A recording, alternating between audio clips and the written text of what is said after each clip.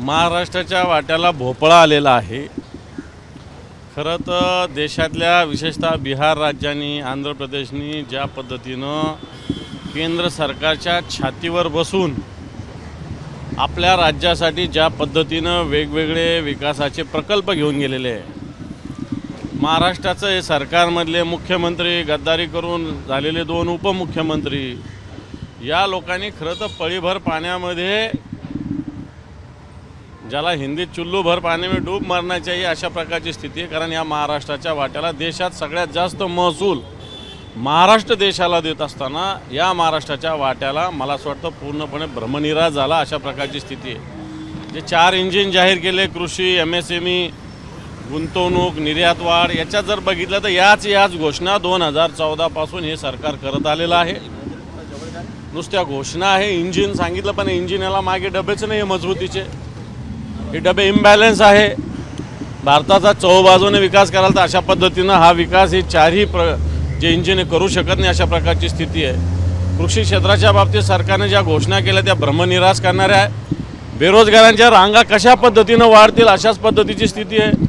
महागाई आणखी कशी वाढेल अशाच पद्धतीने बजेट आहे। त्यामुळे खऱ्या अर्थानं महाराष्ट्राच्या वाट्याला तर काही आलंच नाही, पण या भारतातल्या, हिंदुस्थानातल्या जनतेच्या वाट्याला सुद्धा मला असं वाटतं याच्यातून काही मिळालं नाही, अशा प्रकारची स्थिती आहे।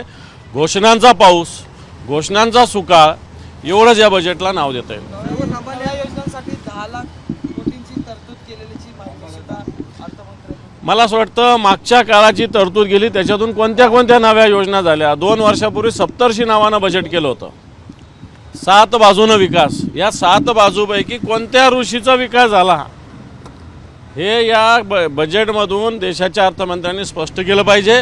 नुसतं नाव मोठं दिलं जातं 70शी, आता मोठं नाव दिलं 4 इंजिन, MSME, कृषी, गुंतवणूक, निर्यात वाढ। आता निर्यात वाढ कशी करणार? आयात निर्यात धोरणच आहे, मग कांद्याची निर्यात का करू देत नाही, सोयाबीनची निर्यात का केली जात नाही?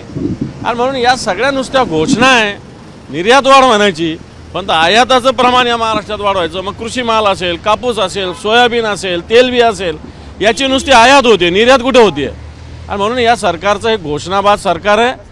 जनतेला, शेतकऱ्यांना, युवकांना कोणत्याही प्रकारे आधार न देणार आहे सरकार आहे, तशी स्थिती बजेटमधून दिसते। सर्वसामान्यांना टॅक्समध्ये राहत मिळावी यासाठी 12 लाखापर्यंत जो स्लॅब जो वाढवण्यात आलेला आहे, कसं बघताय?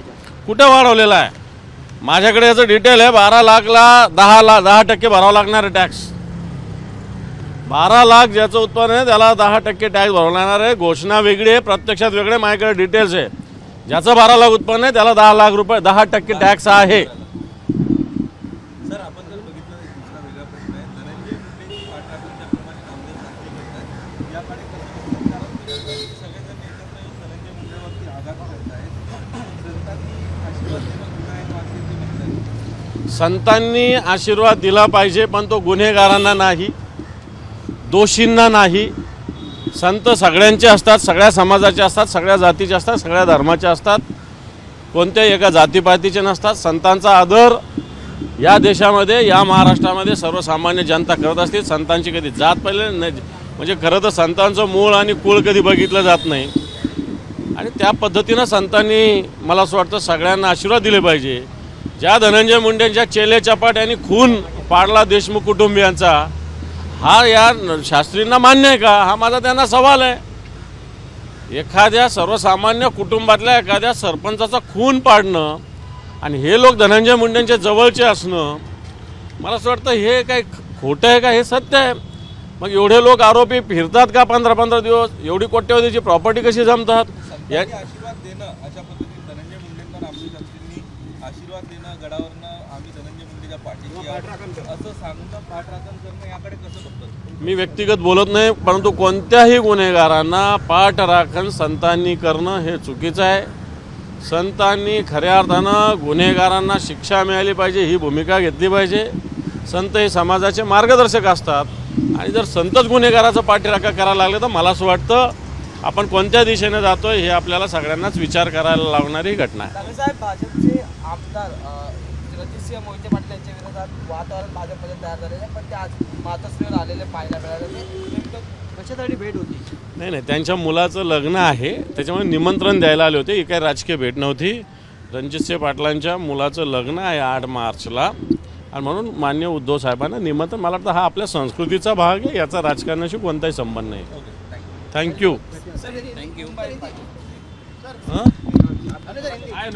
सर मुलाखतीचा विषय मुलाखत नाही सगळेच मला काय नाही नाही मुलं एकच मी वेगळा टिकटॉक पण नाही करते इकडे नाही नाही मी आता फक्त उभा राहून सर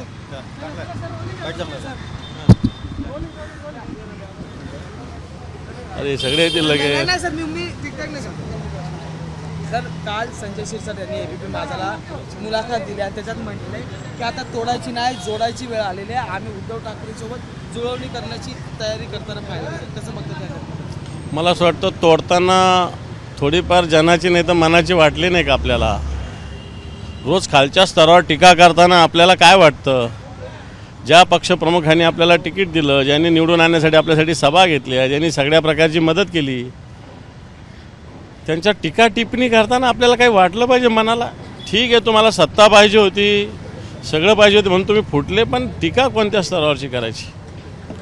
आणि म्हणून मला असं वाटतं की त्यांचे विचार असतील, महान विचार त्यांनी व्यक्त केलेले आहे, पण मी असे म्हणेल की हा विचार व्यक्त करत असताना आपण कोणत्या दिशेनं जातोय, आपण काय काय बोलतोय याचासुद्धा विचार केला. सर एक शेवटचा प्रश्न आहे. परवा राज ठाकरेंची सभा झाली आणि त्याच्यानंतर आज सम्राट आग्रलेख आला आणि राज ठाकरेंचं समर्थन केलेलं आहे. राज ठाकरेंनी मांडलेले मुद्दे योग्य असं म्हटलं गेलं. बरोबर आहे. राजसाहेबांनी जे मांडलेले मुद्दे आहेत EVM विषयी, हाच प्रश्न आम्ही 2 महिन्यांनी करतोय. राजसाहेबांनी विचारलं की तुमचा विजय खरा आहे का, हा प्रश्न देवेंद्रजींना विचारलेला आहे. आता त्याच्या आधी राजसाहेब देवेंद्रजी असतील, एकनाथ शिंदे असतील, यांच्या गळ्यात गळा करून फिरत होते. आता त्यांना स्वतःवर बितल्यानंतर या गोष्टीची जाणीव झाली, याचं स्वागत आहे. एबीपी माझा, उघडा डोळे बघा नीट.